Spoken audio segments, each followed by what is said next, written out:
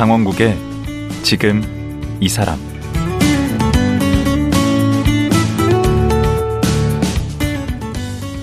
안녕하세요. 강원국입니다. 그제와 어제에 이어 방문진료 전문의사 홍종원 원장과 말씀 나누겠습니다. 홍 원장은 2019년 서울 강북 지역에서 국내 최초로 방문진료 전문 의료기관을 열었습니다. 그리고 어느덧 5년이 지났습니다. 그동안 참 많은 환자분을 방문하고 돌보았을 텐데요. 이 과정에서 홍 원장은 의사의 역할이나 건강한 삶에 대해 여러 고민을 하게 됐다고 합니다. 그래서 오늘은 방문 진료로 만난 여러 환자분들의 얘기를 통해 홍 원장이 느낀 건강한 삶, 존엄한 삶이란 무엇인지 함께 얘기 나눠보겠습니다. 닥터 홍종원 원장 다시 만나보죠.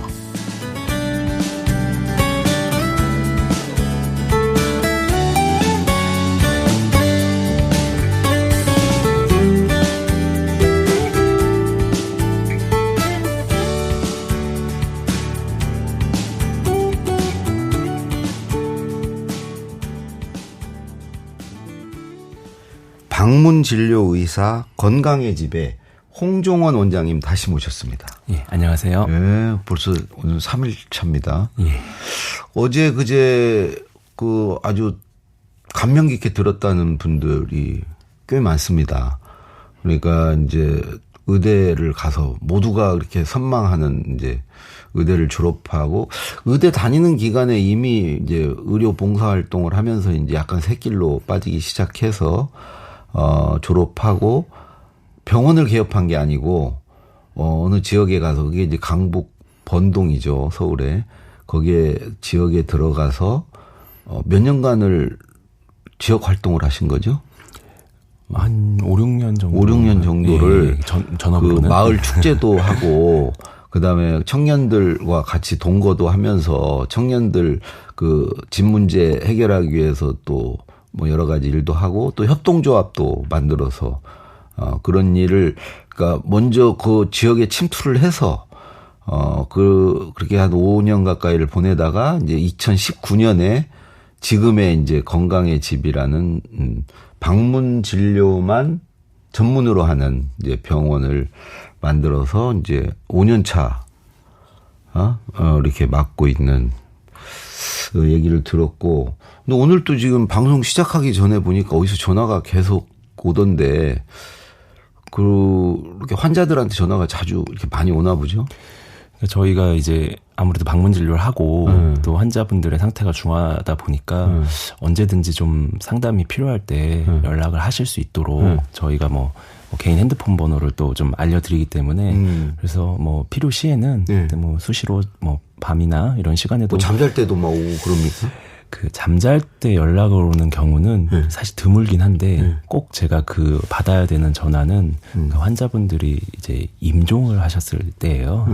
그래서 이제 임종을 하셨을 때는 제가 꼭 찾아뵙고 그 시간이 언제가 됐건 그래서 좀 사망 선언을 하고 그리고 뭐 그 이후에 절차들을 좀 진행할 수 있도록 좀 돕고 있습니다. 그러면 지금 이제 2019년부터 해서 대략 방문 진료한 분들 몇 분이나 될까요? 이제 방문 진료를 뭐 1회적으로 하고 인연이 끊어지는 경우도 있고요. 그런 거 포함해서 그런 거 포함해서 뭐 1000여 분 가까이 될 것 같은데, 가까이. 예, 뭐 제가 뭐 이렇게 저렇게 만난 환자분들 다 합쳐 보면 뭐 그 이상도 될 것 같기도 하고 제가 그런 분들이 주로 이제 고령이시거나 거동이 불편한 고령자시거나 장애를 갖고 계시거나 이제 주로 그런 분들이신 거죠. 그렇죠. 그리고 이제 한 가지 좀 덧붙이고 싶은 건 또 그 요양원에 계신 분들도 제가 좀 찾아뵙는 진료도 좀 하고 있습니다. 네. 그 가운데 그래도 좀 기억에 남는 분들이 있으실 텐데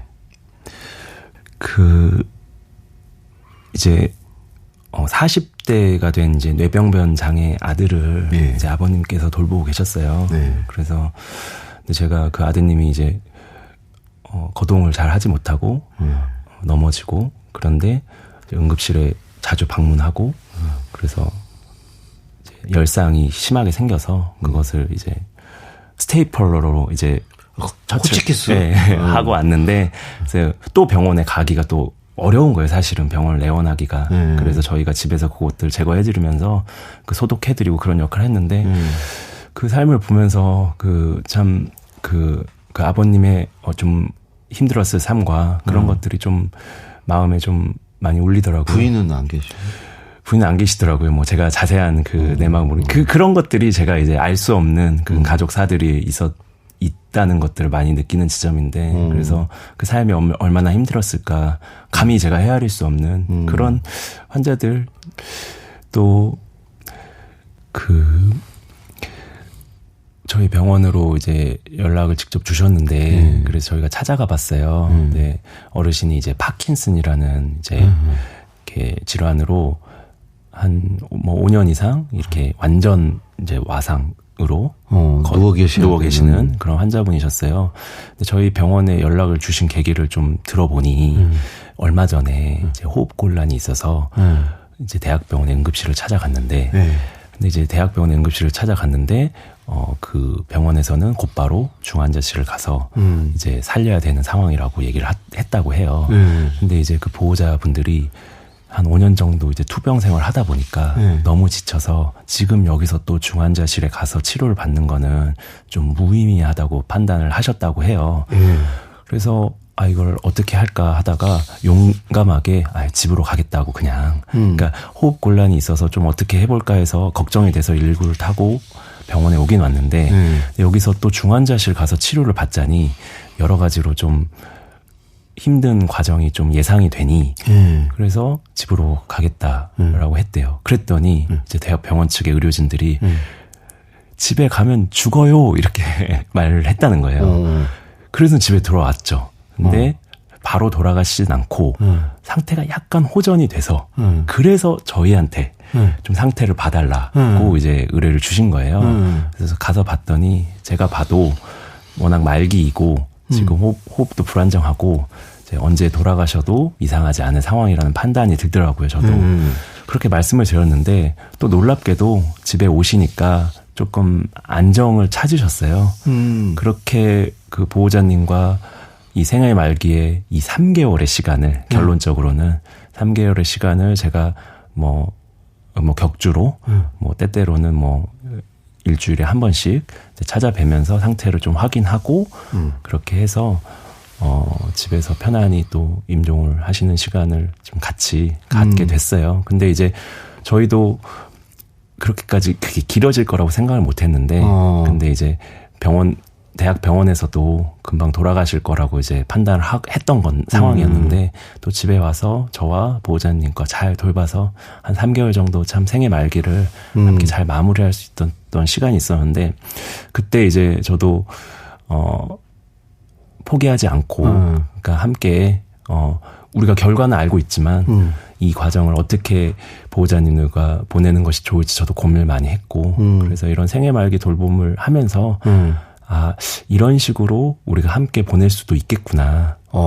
아니, 보호자 입장에서도 되게 의지가 되고, 그랬을 것 같고, 환자분도 그냥 그 중환자실에서 코에다가 넣고 주렁주렁 매달고, 그렇게 돌아가시기보다는, 그냥 집에서 이제 편안하게 가신 거 아닙니까? 이게 굉장히 좀 어려운 상황이긴 한데요. 사실은 때때로는 꼭 이제 좀 집중 치료를 통해서 소생이 필요한 상황이 있고, 하지만 또 워낙 또 생애 말기가 되고, 이제 그런 상황에서는 적극적인 치료보다는 좀 편안하게 임종을 어떻게 할 것인지를 좀 머리를 맞대고 고민하게 되는 경우가 있습니다. 그렇죠. 그래서 모든 환자가 또 집에서 돌아갈 수 있는 환경이 되는 건 아니고요. 근데 또 환자분의 상황에 따라서 또 상태에 따라서 병원에 저는 그러고 싶은데 집에서. 근데 그게 이제 방문 진료 해주시면은 집에서 좀 가족들 품 안에서 편안하게 갈 수 있으면 좋겠는데. 그런 부분이 아직까지는 좀 제도적으로 거기까지는 조금 마련되어 있지는 않고요. 이제 가정형 이제 호스피스 정도 제도가 있는데 그거는 이제 말기 암 환자에 좀 국한해서 이제 말기 암과 몇 가지 이제 만성 질환에 국한해서 하고 있고 뭐 비암성 질환, 일반 노쇠, 암이 아닌 거, 예, 그런 질환으로 인해서는 안 된다기보다는 그런 부분에 대한 좀 제도라든가 그런 것들이 마련되어 있지는 않습니다. 그러니까 그렇게 해서 집에서 돌아가시면 막 경찰에서 수사 나오고 막 그런 겁니까? 사인을 밝히기 위해서 경찰이 오는 경우가 있습니다. 그래서 그런 부분들까지 저와 또 상담을 하고 그 사인에 대해서 같이 상의하는 과정을 겪기도 합니다. 네.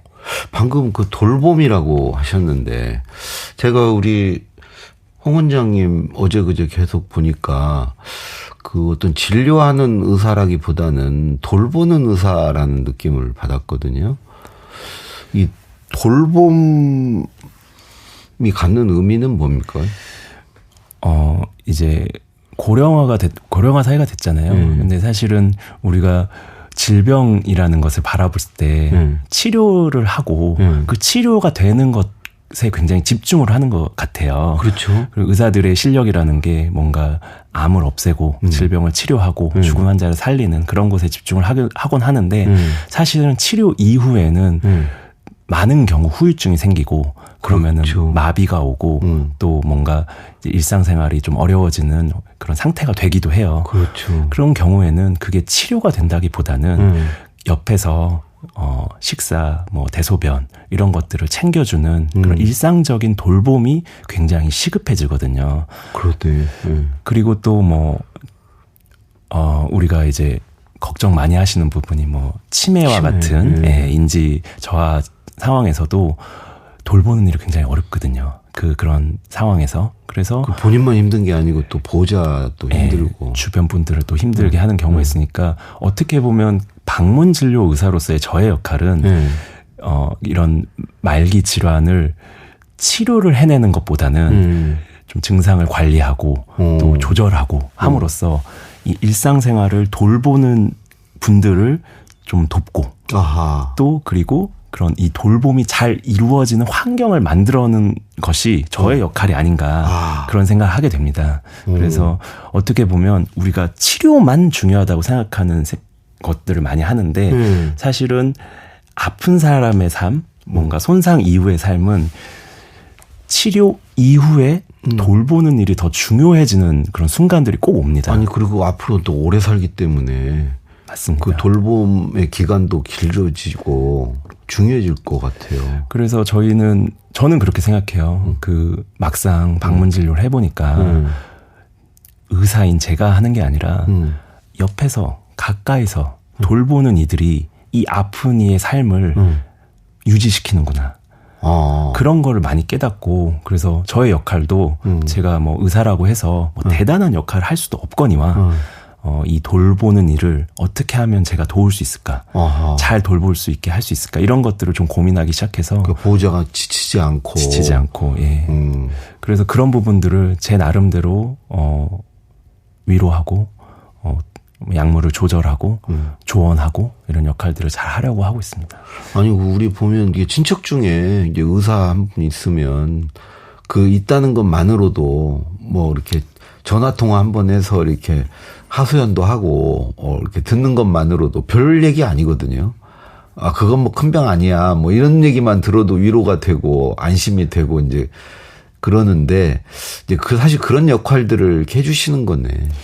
그래서 제가 뭐 많이 하는 일이 전화 통화죠. 이제 보호자분들과 꼭 진료를 하게 되면 꼭 멀리 사는 보호자분들도 많이 계시거든요. 홀로 어르신이 살고 있고 그러면 제가 이제 보호자분들께 전화를 드려서 지금 상태는 이렇고 이러이러하고 저희는 앞으로 뭐 이런 식으로 좀 하려고 합니다. 뭐 이런 것들을 상담해 드리기도 하고 말씀하신 대로 좀 제가 어떤 뭐 질병을 그 노인성 질환을 완치를 시킬 수는 없지만 이런 것들을 어떻게 관리하고 앞으로 보호자분들께서는 어떤 것들을 좀 준비하셔야 되는지 어떤 부분을 좀 인지를 하시고 좀 대응을 하셔야 되는지를 조금 안내드리는 일들을 좀 하려고 합니다. 네. 그 홈닥터 이런 것 같다 느낌이. 네, 맞습니다. 홈닥터란 말 있습니까? 홈닥터를 라기보다는 이제 우리말로 하면 주치란 표현이 주치. 예, 적절한 것 같습니다. 예. 또 이렇게 기억에 남는 환자 한 분만 더 좀 소개해 주시겠어요? 조금 안타까운 이제 경우는 사실 그런 거예요. 이제 우리가 근육병이라는 희귀 질환이 있어요. 근육병. 근육이 그냥 이제 유전자 문제로 근육이 힘이 빠지는. 힘이 빠지는. 그래서 거동이 좀 어려운 이제 70대 중반에 이제 환자분이셨는데 가족이 없고 돌봐줄 사람이 없다 보니까 혼자 지내야 되는데 돌봐줄 사람이 24시간 허용이 안 되는 거예요. 그러니까 사적 간병을 사용하지 않으면 그렇죠. 국가에서 이제 보장하는 이런 장기 요양 보험은 하루 이제 최대 뭐 4시간 정도. 맞아요. 예. 근데 나머지 시간은 혼자 계셔야 되는 거예요. 그래서 저희가 최대한 집에서 좀 본인도 그렇게 집에서 계시길 원하셨고 그래서 그렇게 돌보려고 했는데 어쩔 수 없이 그런 간병의 문제로 지금은 요양원에 계시는 그런 환자분들이 좀 안타깝기도 하고요. 그래서 저는 뭐 요양원에 가는 게 뭐 잘못됐거나 그런 건 아닌데 혹시라도 좀 집에서 생을 좀 유지하고 싶을 때 그런 공적인 돌봄 제도가 어디까지 허용이 가능할 수 있고 좀 그런 부분을 우리 사회는 어떻게 좀 준비하고 있는지 그런 생각을 좀 하게 됩니다. 요양원이라는 곳이 뭐 좋은 요양원도 있고 그렇긴 한데 아무래도 이제 좁은 공간에 좀 어르신들이 좀 오밀조밀 이렇게 좀 열악한 환경에 지내시는 것도 아직은 현실적으로 좀 있거든요. 그러니까 이게 사회가 돌봐준다라고들 얘기를 하는데 사실 시설이 돌봐주는 거지 않습니까? 시설 사회라고 할 정도로 사실 우리 사회가 좀 시설화된 경향이 많이 있죠. 예. 그렇기 때문에 이제는 국가가 돌봐드리겠습니다. 이렇게 말은 그렇게 하는데 그런 게 이제 말씀하신 대로 집에서도 이제 그런 걸 받을 수 있고 간병을 받을 수 있고 그랬을 때 진정으로 국가가 돌봐주는 거죠. 선택권 문제일 수도 있는 것 같아요. 우리가 정말 너무 쉽게 시설이나 선택지를 좀 찾게 되는데 비용의 문제도 있는 것이고요. 근데 사실은 존엄한 삶이라는 것은 어쨌든 선택권을 좀 가질 수 있어야 되고 또 때로는 내가 살던 곳에서 좀 서비스를 좀 어느 정도 서비스들은 받으면서 지낼 수 있다면 그것이 또 존엄한 생의 말기를 보낼 수 있는 우리 사회가 되지 않을까 그런 생각도 합니다.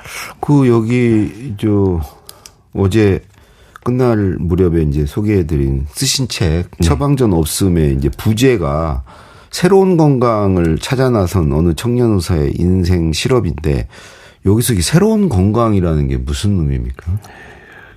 제가 의사라는 직업을 갖게 되다 보니까 건강하게 산다는 것은 뭘까? 뭐 이런 고민을 많이 하게 됐어요. 그런데 병이 없는 삶이 건강한 삶인가?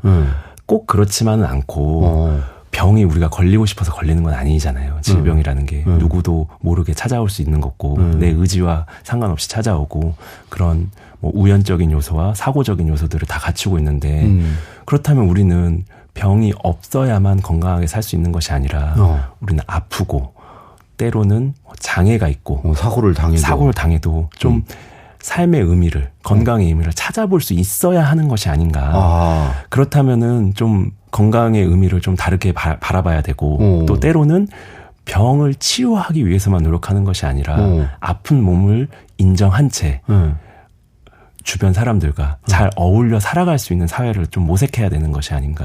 그런 의미의 건강을 좀 폭넓게 바라보자. 건강한 삶은 뭐가 아프냐 안 아프냐의 문제가 아니고 어떤 겁니까? 제가 생각했을 때는 좀 곁에 있는 이들과 함께 사는 것이 저는 건강한 삶에 가깝지 않나. 좋은 관계 속에서 사는 거. 그게 그렇죠. 건강한 삶이다. 네, 뭐 좀 추상적인 얘기긴 하지만 사실은 우리는 홀로 살아갈 수 없고 혼자 건강을 챙긴다는 것은 저는 좀 완벽하지 않고 좀 부족하다고 생각해요.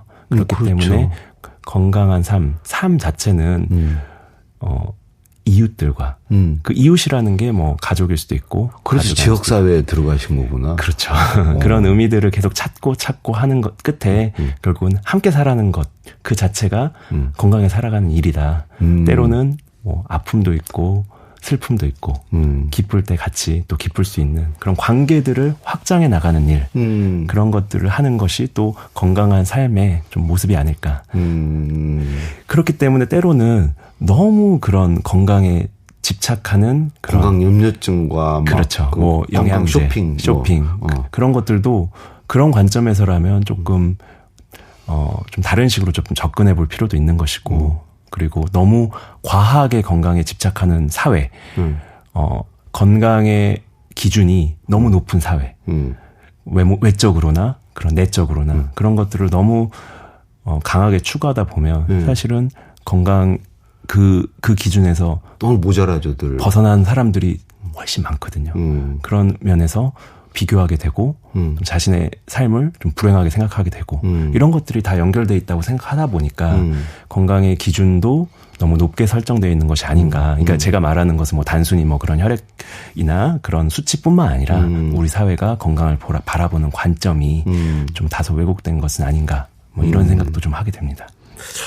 그 관계의 건강성, 관계 속에서 우리는 건강한 삶을 살 수 있다라는 말이 저도 전적으로 동의하고. 근데 요즘에 아주 핫한 소식으로 그 의대 정원을 확대한다 그런 얘기 있지 않습니까? 그거에 대해서는 어떻게 생각하시나요? 기본적으로는 좀 의료인이 조금은 좀 늘어날 필요가 저는 있다고 생각을 합니다. 조금 의대 정원이 좀 오랜 기간 좀 동결이 되면서 실제로 좀 지방에 그리고 뭐 소아과 같은 곳에 좀 그리고 필수과 그런 수술하는 과에 좀 의료인이 좀 부족한 경향이 있기 때문에 좀 의료인의 숫자가 뭐 어느 정도라고는 제가 뭐 정확히 뭐 말씀드리긴 좀 어렵지만 좀 늘어날 필요가 있는데 근데 조금 우려되는 부분은 분명 있습니다. 근데 이제 단순하게 숫자만 늘린다고 해서 좀 의사들이 다 인기과로만 가면 인기과로 어떡해. 몰리게 되면 그거는 정말 또 그리고 또 서울만 몰리고 큰 부작용이 또 일어날 수 있기 때문에 그런 부분에 대해서는 꼭 왜 의사들이 이런 부분을 선택하지 않는 이유들이 무엇인지는 저는 뭐 답은 나와 있다고 생각하는데 그런 부분들을 좀 잘 서로가 양보할 건 양보하고 협력해서 좀 좋은 의료 환경이 만들어져야 좀 환자분들이 건강할 수 있는 거기 때문에 저는 그렇게 되길 좀 바라고 있습니다. 이상하게 요즘에 우리 프로그램에 이런 좋은 의사 선생님들 많이 나오는 게 얼마 전에는 또 홍콩 과기대 김현철 교수 경제학 하시는 분인데 그분도 의사셨어요. 네네네. 의사셨는데 강남 세브란스 병원에서 이제 이제 진료를 하다가 보니까 환자들이 크게 두 부류로 나뉘는다는 거예요. 강남 쪽에 사시는 분들은 다 이제 초기에 다 발견이 돼서 완치가 되시는데 이제 저 지방에서 이제 물어 이제 거쳐서 거기에 오신 분들은 이제 뭐 말기 쪽에 가까운 그래서 그런 걸 정말 안타깝게 보다가 내가 이게 의사할 게 아니고 보건 경제학을 해서 이런 분들을 위해서 내가 뭔가 헌신을 해야 되겠다 해서 이제 경제학을 다시 공부한 분이신데 참 그런 분들이 우리 사회에 정말 등대같이 빛과 같은 역할을 하는 분들이 참 많으시다. 이 방송하면서 느낍니다. 진행자님께서 워낙 또 잘 진행을 해주시기 때문에 진행하고는 아무 상관없어요. 그분이 어떻게 살아왔는지는 진행하고 아무 상관없고 그냥 그 결과를 우리는 들을 뿐인데 이야 구석구석에 좋은 의사 선생님들 참 많으세요. 네, 저도 사실은 뭐 글쎄요, 뭐 의사들에 대해서 좀 안 좋은 부분, 뭔가 좀 그런 부분도 있지만 또 보이지 않는 곳에서 사실 저는 헌신하는 의사 선생님들이 많이 계시기 때문에 그분들 소리는 안 들리니까 또 그런 분들은 또 묵묵히 하시는 또 경향이 있어서 네, 그런 것들이 있어서 저는 꼭 이제 신뢰의 문제라고 생각해요. 그래서 뭐 의사가 건강해야 환자도 건강한 것이고 사회가 건강해야 또 환자분들도 건강한 것이고 그래서 좋은 관계들을 좀 만들어 나갈 필요가 있다고 생각합니다. 우리 원장님은 또 이렇게 계획하고 계신 모의하고 계신 어떤 그런 게 있으십니까? 제가 지역에서 활동을 하고 그때는 고민이 많이 있었던 것 같아요. 이게 맞나, 뭐 내가 뭘 하고 있나 그런 생각도 하고 내가 주민들과 잘 어울려 살고 있는 것인가 그런 고민들을 많이 했었고 제가 계획했던 것은 절대 아닌데 하면서 방문 진료를 한번 해봐도 되겠다 이런 것들도 주민들 응원 덕분에 하게 되었는데 근데 지금 사실 한 5년 정도 방문 진료 열심히 하다 보니까 지금은 뭔가 제가 저의 꿈을 뭐 만든다거나 계획을 세우는 일이 너무 어려워졌어요, 사실은. 근데 제가 그런 생애 말기에 좀 어려운 상황의 환자분들을 만나다 보니까 저도 이렇게 뭔가 미래를 계획 세우기가 좀 어려워지고 지금은 한 분 한 분 만나는 분들 그날 열심히 하자 이거 외에는 제가 그 이상을 생각하기가 좀 어렵더라고요. 그래서 지금은 좀 주어진 일에 열심히 해보자 이런 생각을 가지고 살고 있습니다. 마지막으로 본인 건강 관리는 어떻게 합니까? 그 건강이라는 것을 뭐 신체적인 건강이 있을 수 있고 좀 뭐 또 마음적인 거, 관계적 건강이 있는데 저는 운 좋게도 환자분들을 많이 만나다 보니까 그것이 또 저한테 또 관계 건강을 또 만들어주는 계기가 되는 것 같고 사실 건강해 보이세요. 예, 감사합니다. 근데 저도 이제 사실은 운동할 시간이 많이 없어가지고 그거는 조금 어려운 일이긴 한데 근데 바삐 돌아다니다 보니까 뭐 차를 타고 다닐 때도 있지만 때때로는 걸어가고 그게 운동이에요. 예, 그러다 돼서 많이 걸으려고 하고 있습니다. 예. 이렇게 이틀 오늘까지 이제 3일 동안 들어보니까 이 건강한 삶이란 무엇인지 우리 사회에 돌봄이 지금 얼마나 중요한 일인지 뭐 여러 가지를 배우게 됐습니다. 이 처방전 없음 이 책 저 별 읽을 생각이 없었는데 이렇게 얘기를 듣다 보니까 이게 궁금해졌어요. 그래서 요즘 한번 자세히 한번 읽어보도록 하겠습니다. 예, 연 3일간 정말 좋은 얘기 고맙습니다. 여기서 마치도록 하겠습니다. 예, 감사합니다. 예, 국내 최초 방문진료 전문 의료기관인 건강의 집의 홍정원 원장이었습니다.